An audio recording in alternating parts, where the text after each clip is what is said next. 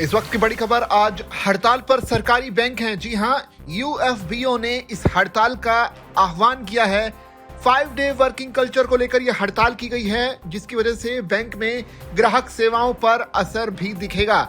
लगातार 4 दिन से कामकाज प्रभावित है। ऐसा इसलिए कह रहे हैं क्योंकि शनिवार इतवार के बाद सोमवार यानी 26 जनवरी को भी बैंकों की छुट्टी थी और अब 27 तारीख यानी मंगलवार के दिन भी बैंक ने हड़ताल का ऐलान किया है, जिसकी वजह से आम लोगों का बैंकिंग सेवाओं से जुड़े जो कामकाज हैं वो पूरी तरह से प्रभावित हो रहे हैं। United forum of bank union से जुड़ी कई यूनियनों ने सप्ताह में 5 दिन काम और 2 दिन छुट्टी की मांग को लेकर हड़ताल का ऐलान किया है।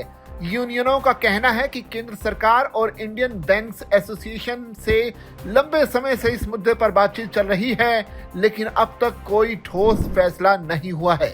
यूनियनों के मुताबिक अन्य सरकारी दफ्तरों की तरह बैंकों में भी वर्क लाइफ बैलेंस को ध्यान में रखते हुए 5 डे वर्किंग कल्चर लागू होना चाहिए।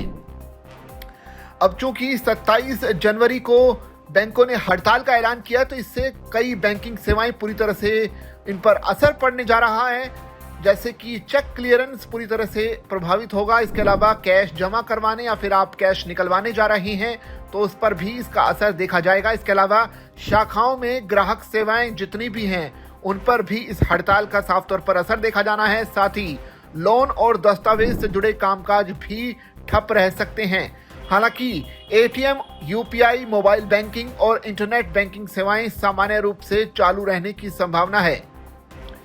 सूत्रों के मुताबिक यह हड़ताल मुख्य रूप से पब्लिक सेक्टर बैंकों में प्रभावी रहेगी। हालांकि प्राइवेट यानी निजी बैंक और सहकारी बैंकों पर इसका सीमित असर हो सकता है। हालांकि स्थानीय स्तर पर स्थिति अलग अलग भी देखने को मिल सकती है, लेकिन फिलहाल के तौर पर तो यही जानकारी सामने आई कि निजी बैंकों में इसका ज्यादा असर देखने को नहीं मिलेगा। वहीं इसके अलावा बैंक यूनियनों का कहना है कि कर्मचारियों पर लगातार बढ़ते कार्यभार और स्टाफ की कमी के चलते काम का दबाव लगातार बढ़ रहा है। ऐसे में 5 दिवसीय कार्य सप्ताह से न सिर्फ कर्मचारियों को राहत मिलेगी, बल्कि सेवाओं की गुणवत्ता में भी सुधार होगा।